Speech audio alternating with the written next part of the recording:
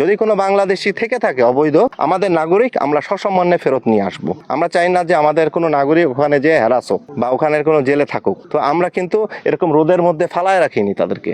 এলাকায় মাইকিং করা হয়েছে, জনপ্রতিনিধি স্থানীয় প্রশাসনের মাধ্যমে আমরা এলাকার জনগণকে সতর্ক করে দিয়েছে যে এলাকায় কোনোভাবেই অপরিচিত লোক এবং কোনোভাবেই যারা পরিচিত নয় দেখা মাত্রই তাদেরকে চ্যালেঞ্জ করা এবং সীমান্তে নজর রাখার সাথে সাথে বিজিবিকে খবর দেওয়া। তো তারই প্রেক্ষিতে আমরা আজকে যখনই খবর পেয়েছি, স্থানীয়ভাবে পেয়েছি, আমাদের কাছে গোয়েন্দা তথ্যও ছিল, আবার স্থানীয় জনগণও আমাদেরকে জানিয়েছে। তো সাথে সাথে দেখেন এরা কিন্তু আস্তে আস্তে চলে আসতেছিল, বাট আমাদের বিজিবির সাথে সাথে তথ্য পাওয়ার সাথে সাথে কঠোর অবস্থানে যাওয়াই আমরা ওখানে থামিয়ে দিতে পেরেছি। শুধু থামিয়ে দেই নেই, ওপাশে বিএসএফ এর যখন তারা জনবল বৃদ্ধি করে প্রেসার দিচ্ছিল, সাথে সাথে আমাদের জনগণ স্বস্ফূর্তভাবে এলাকায় চলে আসছে, যেটা তাদের মনে ভীতির সঞ্চয় করেছে। যেটা তারা আমাকে আমাদের যে পতাকা বৈঠক হলো, সেই বৈঠকেও তারা একটু উষ্মা প্রকাশ করেছে যে এত গ্রামবাসী কিভাবে চলে আসলো।